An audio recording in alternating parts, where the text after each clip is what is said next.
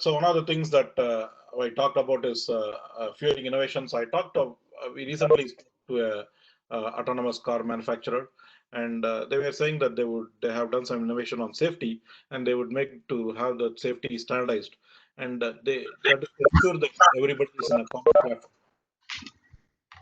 Shah, can I ask you to go on mute, please? Shah, thank you. So the idea is if you have everybody has the same safety levels, then it allows for consumer confidence. People feel that okay, it's safe to drive an autonomous car. So I put the slide out to standards. Sometimes talking about standards can be fairly dry and boring, and I try to insert some pictures just to make it a bit more interesting. If I was having an interactive discussion, typically I would ask who are these two characters in this picture, and usually I would have done this talk about 100 times, probably more, and usually I will get a response that one of the faces is Jackie Chan. And it's important to highlight this because it talks about placing your products, so the popularity of your products that are driven to standards also. So you are able to recognize a person whose face you are actually not seeing, and almost nobody is able to recognize the other person. That's I asked this so many times. They will always recognize the person they cannot see in the picture. That talks about branding. That talks about the importance of brand. The brand value is improved by adhering to certain standards. So when you're talking about why standards, it's about brand value, it's about safety, it's about interconnectivity, it's about differentiating your product from the rest of the products, as seen in this picture very clearly. So if you look at standards driving markets, and this is a fairly old chart that I have, I really need to update this chart. But if you look at it, in 2013, about 3 million units of Wi-Fi devices were being shipped into the market per day. Okay, so you can do the math and you can see how many devices are being shipped a year, close to a billion devices. It's quite amazing. And this was the case in 2013. I think everybody in this call and outside this call will easily agree that the number of devices that have been shipped with Wi-Fi connectivity has increased exponentially. Now, there is hardly an electronic device that you purchase that doesn't have Wi-Fi. If you look at it, in 2013, smart TVs were just to come out. It hasn't been established. Smart cameras, where people can instantly load their photos in Instagram using traditional cameras. So almost every device today, whether it's a Fire Stick or whatever your preference is, they all are connected through a wireless connectivity driven by 802.11. So today, perhaps it is 5 times more than what is being shipped on a daily basis in 2013. Just to put that in context, so this was a pretty old chart. Again, this dates back to 2012, I believe. I don't know, whenever IndyCon was held in Kerala. So we were taking a tour of the Chinese fish nets, and there I saw this boat. I took this picture, and it talked about a seafood restaurant, and it said free Wi-Fi. I'm sure the person who put the board did not understand what my Wi-Fi. Perhaps he did, but we confirmed that there is no Wi-Fi connectivity in the particular board. We went and had some tea there, but the power of the brand again is very important. It attracts people. Free Wi-Fi today attracts everybody. Once you are on a plane, once you are on a train, in a hotel, in an airport, anywhere you go, you want to connect to the Wi-Fi. You want to download the data, whether it's audio or a video through Wi-Fi, efficiently, easily, and cost effectively. So, and all these are driven through standards that have been established. So when it comes to IEEE Standards Association, there are different standardization outcomes that we look for. There are few I touch upon in the future slides. First of all, it's all about innovation. It's providing a platform in which new technologies and processes can be built. Today, if you look at it, there is significant amount of work that is happening in emerging technologies. If you look at AI, if you look at electric vehicles, if you look at any of the quantum computing, any emerging technology, the growth rate is very fast. And unless you have a standardized platform that enables that growth, you will be in a very siloed approach with perhaps a vendor lock-in, and which will become extremely difficult to retrofit later. And we have seen that in multiple verticals. Today, if you look at cloud computing as a vertical, today, if you are on a particular cloud, let's say Amazon, and you want to move to, let's say, Google or Azure, Microsoft Azure, it's very difficult, like because there is a sort of a silo. So cloud computing interoperability did not exist when cloud computing was coming out. Now we are working on cloud computing interoperability, but it becomes very challenging and very difficult. It's not that easy, but we have to work on these things. So today we are looking at how can we provide an innovation platform that does not allow us to repeat the mistakes that we have done in the past. It's about performance. It's about fine-tuning performance and improving the efficiency. It's about confidence, demonstrating the quality of the products. It is about facilitating trade and economic growth and sustainability. So it's a different chart to what I mentioned in my earlier slide about on using words. And within the IEEE Standards Association, we also take a life cycle approach. Our bread and butter is developing standards, but we have two programs that are really becoming extremely important in the context of today's world. One is pre-standardization, or what we call as the Industry Connections Program. This is very important because the technologies are emerging very fast. And in the case of emerging technologies, different verticals are intersecting. And when verticals are intersecting, sometimes there is a little bit of confusion on what needs to be standardized. You don't want to develop a standard because you need to create another document that just doesn't help. So we need to understand what exactly we want to develop, where exactly we want to see the gaps, and what needs to be standardized.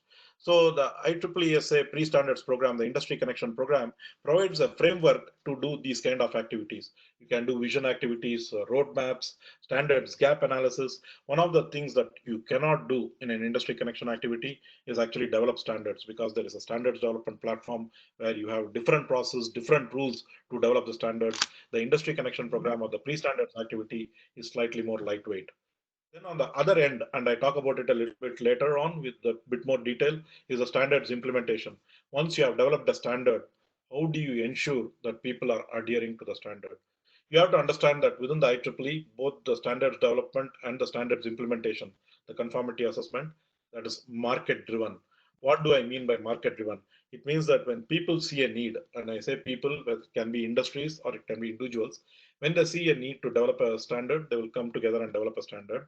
When they see a need that products have to comply to a standard, then they will go for a assessment, conformity assessment or certification. Sometimes it's also driven through regulation in terms of safety, in terms of power safety.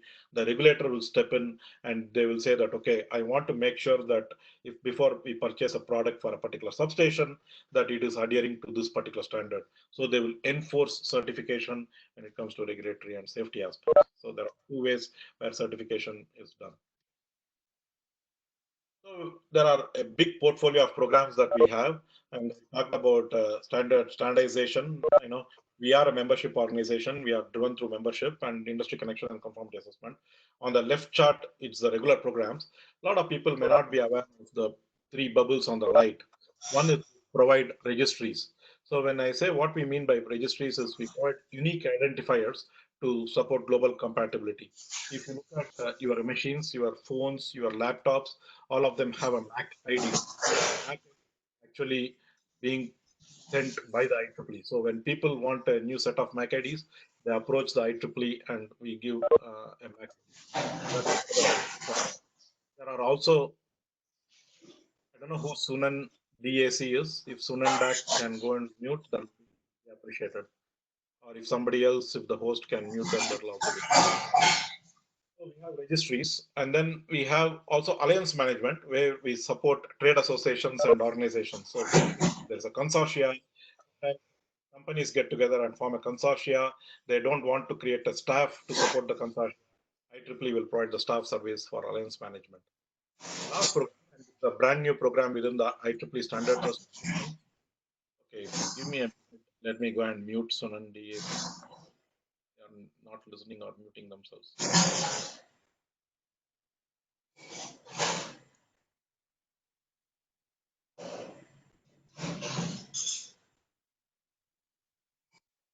Okay, thank you. So when we talk about the latest program that we published is IEEE SA Open. it's about open source, and this is very interesting. So now we are at a point where there is a significant impact that's happening on open source. There are people who are developing, there are large communities, and this is not new. Communities have been developing open source for the last 30, 40 years. When I graduated, open source, GNU, GCC, a lot of these compilers were built on an open source paradigm. And open source is now becoming popular in the sense some of these open source are becoming de facto standards. So in this context, IEEE is trying to has a process in place how open source can have an interplay with standards development. People can develop reference implementation of a standard using open source. Sometimes in some of our standards, we actually have open source code implemented as part of the standard. So you have normative text and then you have open source code. And that's a different kind of model in which you develop open source where the community is different.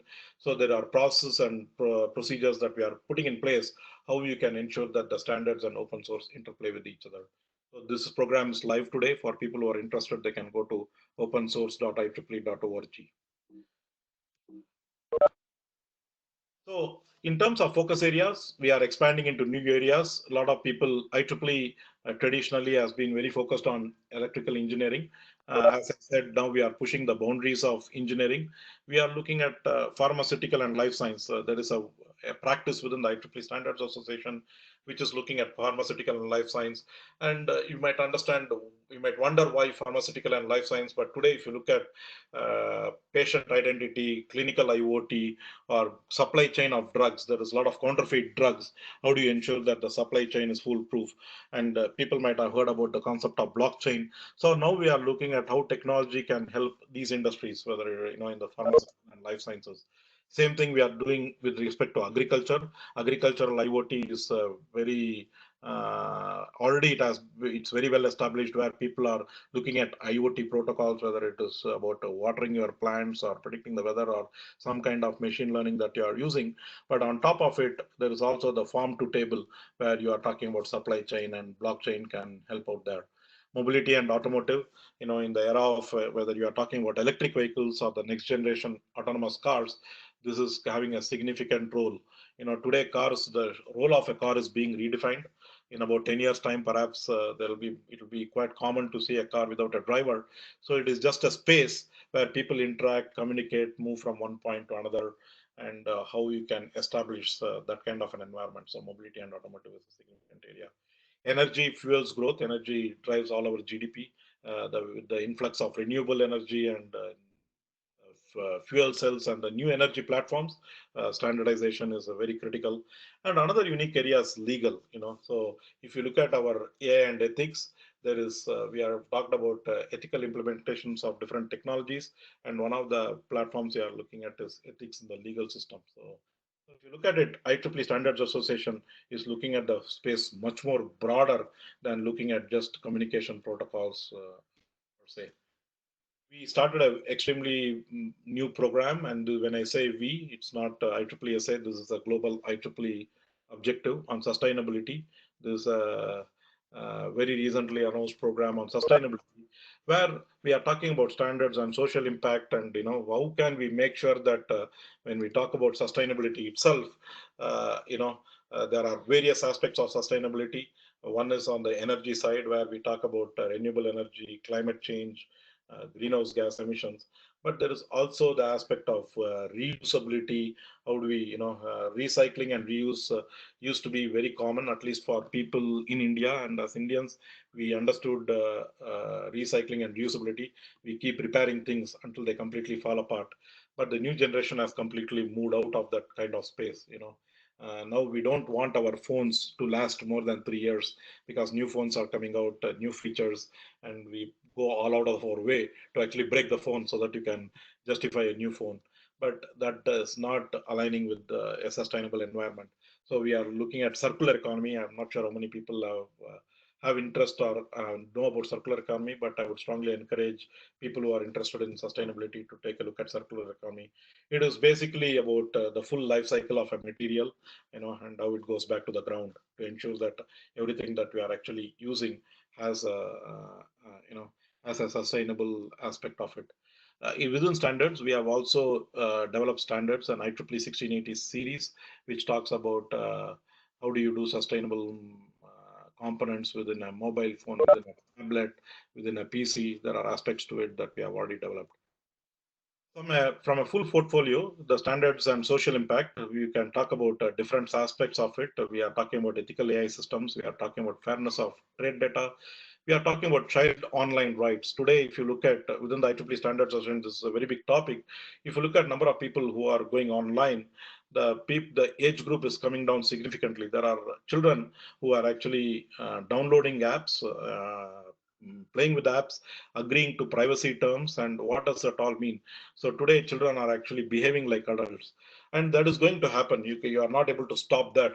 So in the context of that kind of a movement, what kind of policies, what kind of standardizations are extremely critical is extremely important to understand. We are talking about digital privacy terms, where when people are developing privacy documents, it will be machine readable privacy documents, and then you can set your parameters, let's say on your cell phone, and there should be a software which should be able to compare your settings on your cell phone with the machine readable privacy terms and be able to give you a subjective indicator whether it is aligning with your requirements.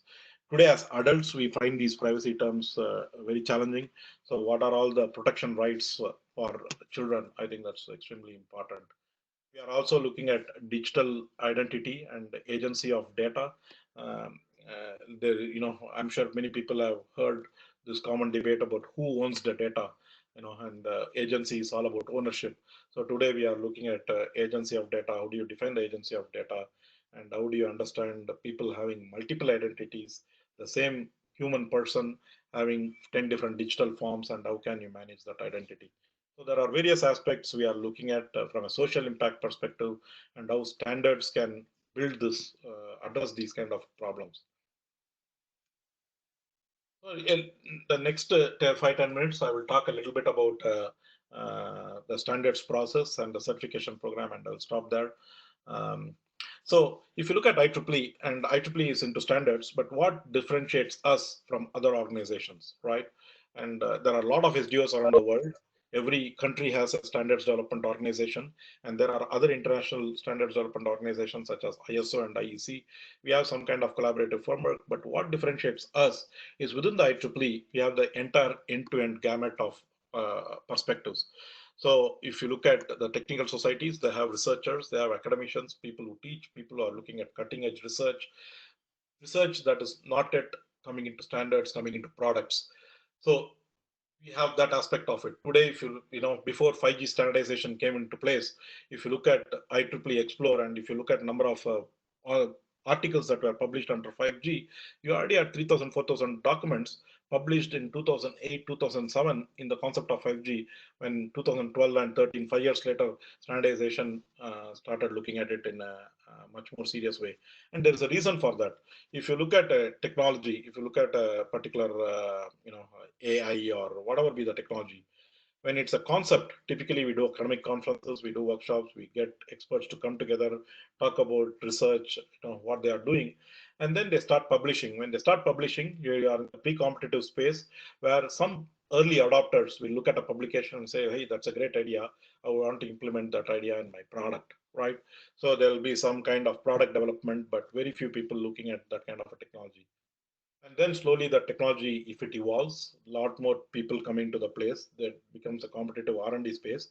And now we form pre-standardization groups and standardization working groups to enable platform development that people can able to interoperate and interconnect some of the devices to address that particular technology. And then we talked about certification industry forums, consortia, which takes the standards, which takes the technology, and then evangelizes the technology for broader adoption into the community. So when we talk about standards development, people might wonder, how do I participate in a standards development activity? There are two types of methodology by which you can participate. It's an individual method or an entity-based method. In an individual method, so it is an open process. Anybody can participate, but before participating, you need to understand under what process IEEE is developing the standard. In an individual method, any human can participate, but they represent themselves. Even though they are working for an organization, they do not represent the organization that they work for. It is classical IEEE volunteering. A lot of people here on this call, you all represent different industries or different academic institutions, And when you come to the IEEE Bangalore section, you are participating at IEEE. You are not participating on behalf of your entity. It is an extremely similar process when it comes to the individual method. You work and represent yourself, and every individual gets a vote, right? And when in this process, we need at least 10 people to come together to develop a standard. And we look at aspects of balance. We want to make sure we are interested in which entities they belong to, so that not all the 10 individuals belong to the same entity.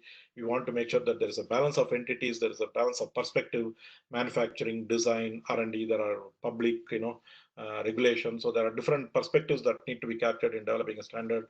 And at the back end, we ensure that there is a balance that is available. In the entity-based process, and this allows entities to come together, where the participants are actually corporates, so it is one entity, one vote, or one corporate, one vote. I don't want to use the word corporate because government institutions, academic institutions can also be an entity member. And there will be only one designated member from that entity, and it's one vote per entity. We do have a different fee structure for different entities. It's based on revenue.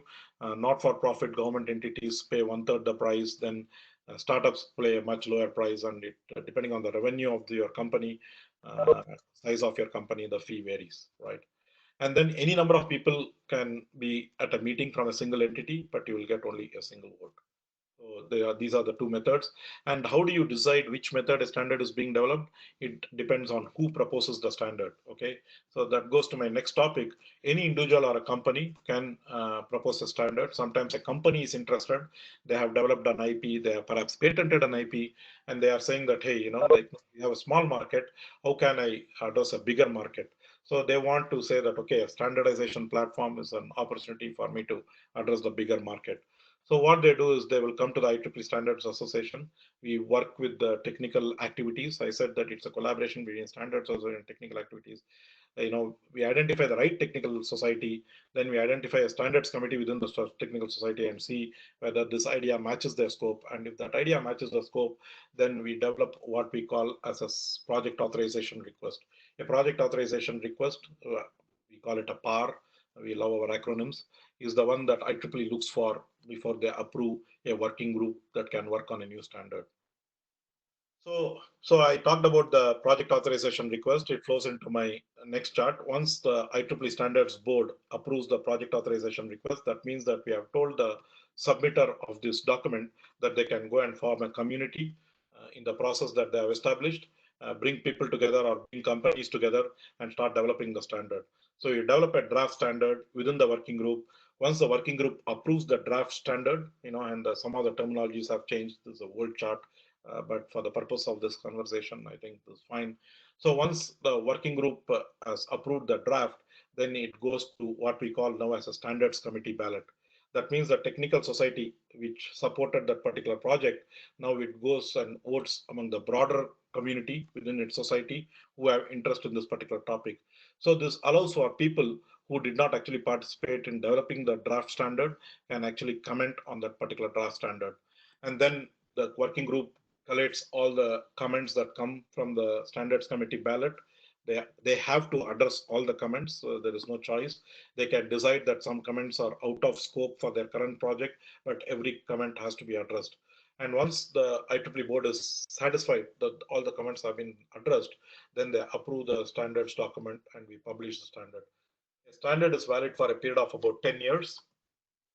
And what happens is at the end of 10 years, you have to either revise the standard or the technical community that developed the standard have to come and say that the standard is still valid. We have standards of weights and measures which have been established, say 40, 50 years ago, and they are still valid. But somebody has to come and say that, okay, these are all still consistent, it's still valid. And in some cases, the standards will evolve. They will actually revise the standard and again go through the process of the revision and publish a new standard. So this is how you develop the standard. I was given about 40 minutes to talk. I think I have about 5-6 minutes more so that we can have 10 to 15 minutes of Q&A. And I will take about 5-6 minutes to talk quickly about our conformity assessment program. So conformity assessment program is when we talk about product certification. You have developed a standard. Now, how do you ensure that products are meeting that particular guideline or that particular standard? So conformity assessment process is basically a process that are used to demonstrate that a particular product or service meets the specified requirement. At this point, I want to talk a little bit about things that we do not get into. Like I talked about what are standards where we focus on connectivity, protocols, safety, and all that. One of the things that we typically do not do within the IEEE, and at this point of time at least, is service standards. Like you have heard about ISO 9000 certification, where it's process-based standards. Having said that, now we are taking a new approach in some of these emerging areas. If you look at AI and ethics, artificial intelligence, a lot of people are excited about artificial intelligence, but at the same time, they are also a little bit worried. And I'm talking about not from a perspective of losing your jobs and that kind of a social perspective, but they are worried about, okay, how was the software making decisions? How do you ensure that the software is making ethically correct decisions, right? So now we are putting a process framework in place. It's called the IEEE 7000 document, right? Where it talks about a set of processes that needs to be considered by companies when they design AI specific standards, right? So it will be like to keep it very simplistically and to over generalize it. It is like a checklist to make sure that have the companies, have the engineers followed these kind of steps to ensure that there have been considerations that have been taken when you develop a product that falls in the realm of AI. People who go to kids stores and buy toys, you will always see, it marked 3+ years, 5+ years, something like that. So people have said that it is safe for people over three, or kids over 3 or kids over 5. Similarly, we want to get to a position where we are able to say that, okay, AI considerations have been met and those guidelines have been adhered to. So on top of developing the IEEE 7000 standards, we are also developing a certification framework. So that is completely in context with what we are talking about, to say that, okay, can we certify these organizations to say that they are complying to our IEEE 7000 standard? So what is conformity assessment benefits? Like, it provides manufacturers, like if I'm developing a product, it provides compliance to a certain standard. So I can go to the market and I can say that I'm certified by IEEE XYZ. When people purchase gold, again, going back to the gold example, you look for the BIS mudra, right? The BIS stamp, to say that, okay, as BIS certified this gold. It also empowers the end user. Like if I'm going to the market and if I'm purchasing a product, I want to make sure that this product actually adheres to the standards, whether it be a safety standard or whether it be a standard, ensuring your identity. Today we are getting into functional requirements as well as non-functional requirements. When I talk about non-functional requirements, we are talking about protection, we are talking about safety, identity, trust. Those kind of things are getting into place. You want to make sure that there have been a lot of news about your Alexa or whatever device that you have, it actually sending data back to into a cloud and back to the owner that you did not approve of. So are these things happening, right? Am I protected here? So there are various aspects, reasons why an end user needs to have better purchasing decisions, and that is done through compliance. Then it provides the supplier of the products for market acceptance, and they can also differentiate. They can make it as a competitive advantage. They can say that I am complying, whereas the others are not complying, and it enhances the likelihood of a stable technology in the market, right? So there are different aspects that we take into account when you talk about conformity assessment. It is commissioning, it's interoperability. We actually go and do an inspection, we do an accreditation of the labs, all these different aspects. And we do a test suite specification development. That means that a standard is there. It's for people who develop software, they understand this perhaps quite easily. When you develop a requirements document, then you develop a software, and then to test the software, you are developing a test suite and acceptable test pass or fail criteria, right? So this is exactly that. So you have a software like a standard, and now we are developing a test suite around that standard to test to the standard based on the products that are being developed. So there are three types of conformity assessment. You have the first party conformity assessment, which is self-declaration. When I'm developing a product, I just say that, hey, I have done enough testing to the standard and I've done it. And sometimes market is fine with it, and that's all the market needs. Sometimes it's especially on a B2B cases, business to business, you will do a second party conformity assessment. So when I'm supplying a product to another company, the company will say that, okay, I understand that you have done your compliance test. I would like to do a compliance test at my end. I have a framework which ensures that we are testing to a standard, and they will do a conformity assessment. That is called second party. Where IEEE fits in is actually the third party conformity assessment. We are an independent body, so manufacturers can send their products to our designated labs. IEEE, I want to here highlight that IEEE per se is not a lab. We work with other third-party labs to do this conformity assessment. And then, but we provide the certificate, we provide the approved stamp, we provide an IEEE certified stamp, and then they can take that to the market. And there are different accreditation bodies. Before we approve a lab, we ensure that the test lab is ISO 17025 certified and so on and so forth. So when a product is certified, you get an IEEE certified mark. So, we have various certification programs based on our standards. So it's basically, there are certain things that are customizable. If you can look at that logo, the top IEEE certified is not customizable. And then the product manufacturer, based on the standard that we are testing on, and based on what that standard is about, the last two, those are customizable for individual programs, giving the standard number and a very short description about what it is. We have several conformity assessment programs that are ongoing today. If you look at it, there is a significant effort in the energy space because energy products want to be certified. We are having a very key program that we are bringing live at this point. It is the fourth bullet from the top. It's called the Distributed Energy Interconnection, IEEE 1547.1. So here we are testing storages. So when people when there is a lot of influx of renewables, today as a country, we have gone from energy deficit to an energy surplus. There is a lot of renewables coming in online, but you have to be careful. It's just not about surplus of energy. How is it connecting to the grid? How do you connect your renewable energy to your electric power supply system?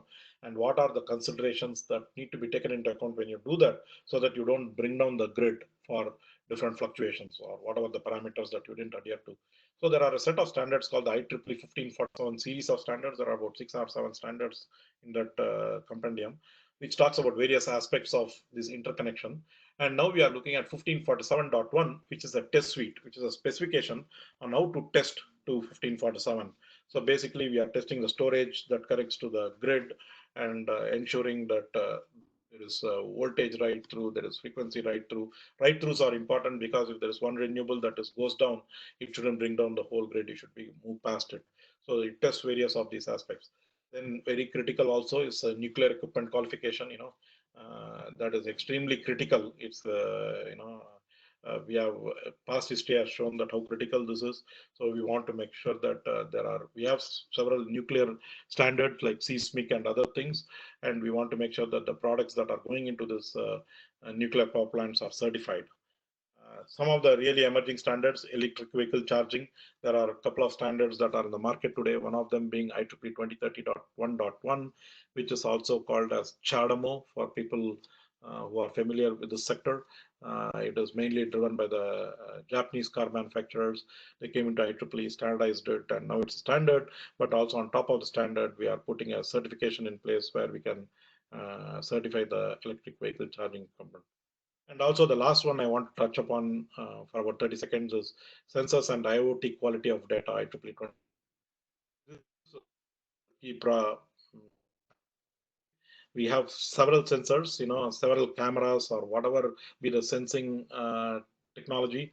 If you believe people who say that, like there are more number of cameras in the middle of London than perhaps the number of people staying there. And, even though may not be exactly true, I think even if it is close to the truth, that is significant number of cameras. And I think as you are aware today, CCTV cameras everywhere, so there is so much amount of data that is coming in. So when you're developing a machine learning algorithm, when you're developing models based on the data, and the data is coming from different sources, and you are making decisions, how do you ensure the quality of data? And this is becoming extremely critical in industrial application, mining, oil and gas industry, where they are automating the whole process, the train going into the mine, all that stuff. And when the train is looking at different parameters, temperature sensors, the sensors are becoming off the shelf. or the two temperature sensors giving exactly the same reading or within a threshold. So those things are considerations are becoming very critical. So the quality of data is becoming very important. So that is on certification. I will just wrap up in the next couple of minutes. It's critical to understand that standards are extremely integral to the industry and important to the community. So people need to understand that developing a standard, it takes time in terms of personnel, the amount of time you put into it. There is quite a lot of investment that goes into it. People meet around the world for standardization meetings, and there is intellectual property involved. If it's a standards essential patent, you can have your patent within your standards, and you can have a business model around that. You can monetize that patent as long as you adhere to the IEEE patent policies. So there are aspects around that. So it's a significant amount of effort that goes on the left. But at the end of the day, what happens is it provides customer a choice and a value. It allows for interoperability. When we buy a phone, we don't have to also buy the router along with the phone. Television used to have that, you buy a remote and the television together. But if you do a television today, and today already different remotes are working for different televisions, that kind of a buy-in won't be there. It will all interoperate. And the most important thing is no vendor lock-in. So if you have a system of systems where different systems are coming together, you don't have to have the same end manufacturer providing all components of that system. You can plug and place, design depending on the cost, depending on the features, depending on various aspects. So I talked about cost. It eliminates the cost of people developing their own standards in-house, and overall decreases the cost of purchase. When you have a standard, different manufacturers come into place, the competition increases. When the competition increases, the cost automatically comes down. It allows for efficiency and economic competition, and incentives and opportunities to establish standards that serve national needs. So we have certain standards that are focused on a specific country, a specific nation. I already talked about facilitating international trade, and a lot of our standards already support the UN SDG goals, the Sustainability Development Goals. People who are not aware of it, I would strongly recommend to take a look at it. It is talking about food, it's talking about environment, talking about various parameters, about I think 17 parameters.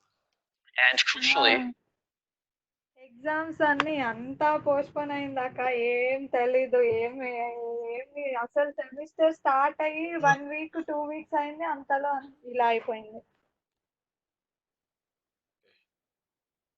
Oof. I'm glad I muted them. I understand that exams have been postponed. That's unfortunate. But hopefully people are making use of that time to understand and learn new things. So I talked about the last two wrap-up slides. So it is a global engagement. We talk about meeting everything on a global scale, but at the same time addressing the requirements of the local. You need to have a use case. You need to ensure that people are addressing a specific problem in hand. But when they develop a solution through a standard, you want to have certain aspects of future proofing, being able to address different kinds of application. If you look at Ethernet, if you look at Wi-Fi, these standards were developed 30, 40 years ago. They had a completely different application in mind. Today, the kind of application that is being used is totally different. Ethernet 802.3, it was all about moving data as fast as possible.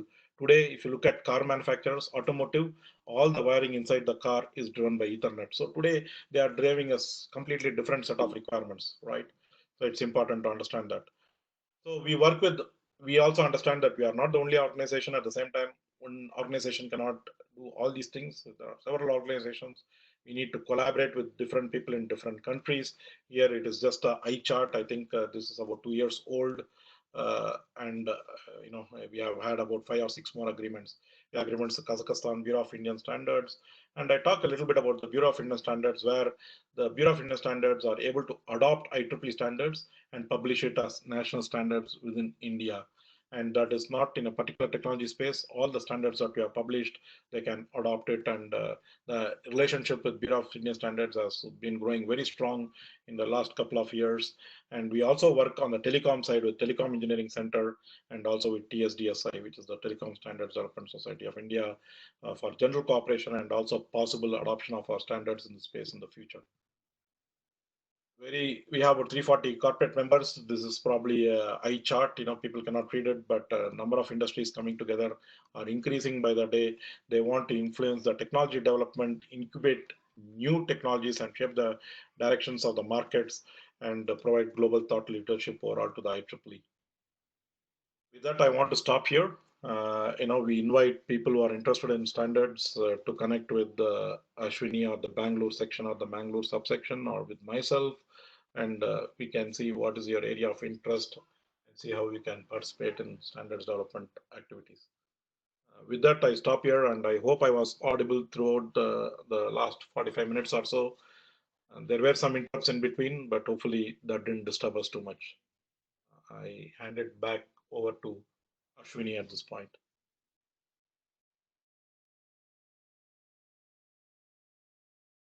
Well, no questions from my side, but if you're shy to ask it aloud, you can always, use the chat window and type down your questions. Quickly check my chat window.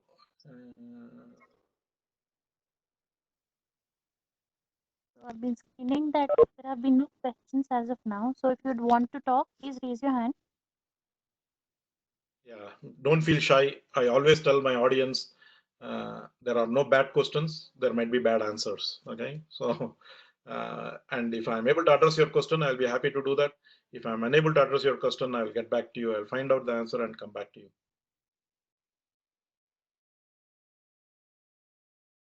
So ISO 17065 product certifications, we are not involved in the product certification of 17065, but what we do is, this is a question from Dr. Anant Krishna.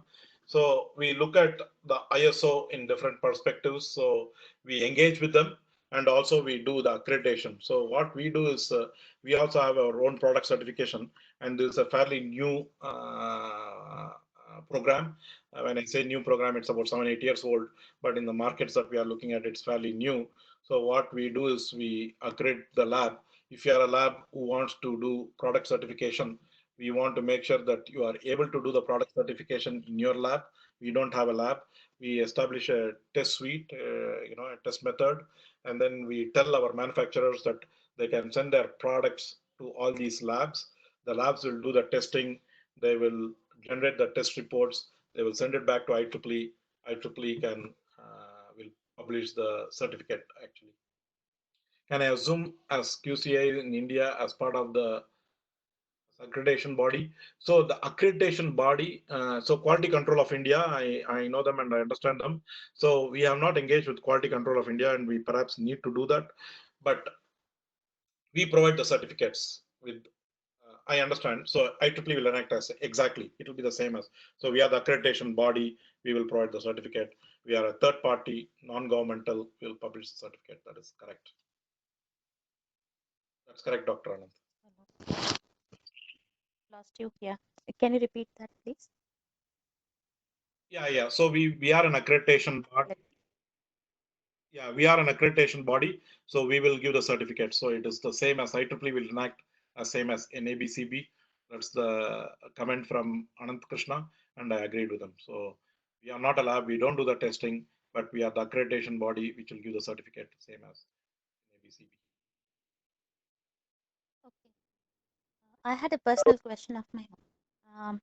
This is regarding the accreditation that you have with the academic institutions. So I heard a little bit about that. I couldn't get much about that. Ooh, okay, so that doesn't fall into the. So when I talked about the chart, there was a list of OUs I said. Uh, Go to the chart. So we don't do educational like enable accreditation and so on and so forth. There is this body called educational activities. You can get in touch with them and they will be able to provide information for you. I'm assuming you are talking about NAC and NABL accreditation. IEEE Standards Association doesn't do that. Yeah, we don't do that, but I know that there are activities within IEEE that happens. If you can send me your query, I can put you in touch with the right people. Thank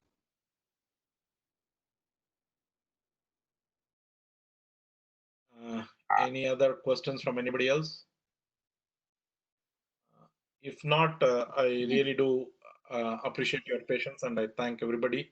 And also, it doesn't mean that if you don't have questions in the future, you can't reach out to me. I didn't have my email address. I forgot to put my email address in the presentation. Probably when I send it out to Ashwini later, I will put that in. But for people on the phone, it is sri.chandra@ieee.org. SRI.CHANDRA. You can Hello. reach out to me. Hello. Hello, madam. Go ahead. Sir, yeah, thank you for the wonderful lecture, sir. I have a small question. So, I've started working on IoT communication recently. So, grant-based and grant-free communication and everything. So, I just wanted to ask you that there are few standards like these many number of subcarriers or time symbols has to be used in these frames. So all these standards have been done by IEEE and communication, telecommunication departments. So you mentioned that there is a voting system for the standards. Can you just elaborate a little bit on that? Okay, so you talked about multiple things in your question, but let me try to address it in different pieces. Okay, when it comes to IoT standards, we are not the only one. I have a separate session that I take. I have a separate session that I take on IoT protocols and IoT standardization, and it's a topic of its own, right? So different organizations come and develop standards. We have a significant amount of standards that are going in IoT space within IEEE. And if you look at the number of different frequency bands, people say, why so many standards? Because there are different requirements for different market sectors, for different frequencies, how these frequencies don't clash with each other, what are the safety aspects, what are the power levels. So there are a lot of different standards. And outside us, there are other bodies which are also developing standards like 1M2M and IEC and ISO, and we try to harness each of the other standards. So to address your question, is IEEE developing all the standards? Not all of them. We have a pretty significant amount of presence in the space, but there are a lot of other bodies. On top of it, there is Industrial Internet Consortium. There are consortium and alliances who are not truly SDOs, Standard Development Organization. They develop what you call a specification, right? This is narrow consensus, but people come together. Now, when it comes to voting, different standards have different voting process and procedures. Within IEEE, I talked about the way we vote, in the individual method and into the corporate method. But when you talk about perhaps an organization like an ISO or an IEC, they have a different mechanism. They have a country-based voting. Each country is a member, and each country participate as a member, and they get to vote, right? So there are different processes, but yes, at the end of the day, when the standards are published through these organizations, or what we call as SDOs, Standard Development Organization, there is a process. The process might be different between organization to organization, but it is goes through some process before they are published. And how can I start to learn about IoT in detail? And I want to learn about IoT. Um, and this is a very good question. Ashwini, in her introduction, spoke about IEEE blended learning program. So we have a full plethora of blended learning courses on IoT. I'm just typing a link on the chat window for people who want to know. So there is a program called blended-learning.IEEE.org, and we are creating a set of 8 blended learning programs on IoT itself. We have course on VLSI, Wi-Fi. We are working with Dr. Anant Krishna on EMI, EMC. So there are different areas that we are looking at. When it comes to IoT itself, 4 courses have been published. We will be publishing 4 more in the coming year, and we look at it at 3 levels. Level 1 is on the node level, compute and sense. Both are published. Then we are looking at gateways, where we have published a course on embedded Linux, and we are publishing a course on cloud computing along with IoT. And the third level, it is data analytics and the applications. So if you look at blenderlearning.IEEE.org, you can see the details, or if you want more specific information, you can reach out to me and I will put you in touch with the right people. Thank you so much. And when you want to look at IoT standards, that's a different standard, different deck that is not come under blended learning program. And I have a different presentation which takes about 45 minutes to an hour to talk about it. If there is interest in the Bangalore section, I can work with Ashwini to have a follow-up session on one of these areas.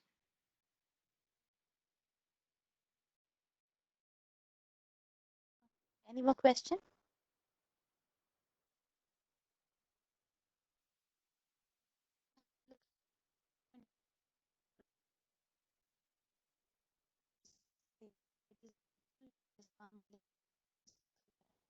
Ashwini, you are breaking up for me. I don't know whether it's the same for others, but I'm unable to hear what you're saying. Okay, so what I said was that there's some information that you have dropped in on the chat window. I requested everybody to have a look at that. And are there any more questions? So if not, thanks a lot, Shri, for making some time for us. And it was a very nice, crisp presentation. Lot of takeaways for all the people who attended. Thank you so much. I have to thank you for letting me talk to your audience. Okay. It's been a pleasure, and I'm sorry about the hitch-up that we actually had in the start. Thank you so Don't worry. much. This is much better than most of the other ones that I've done. So this worked very well. So everybody Sure, stay but home, thank you stay all. safe. Stay safe and stay healthy. And reach out to me if you have any further questions or if you have further interest in following up on some other things. Thank you. Wonderful. Shri. Thank you. Bye bye. Thank you. So we'll be logging out of this meeting now. Thank you so I much. will record. I will stop the recording. Yes, please.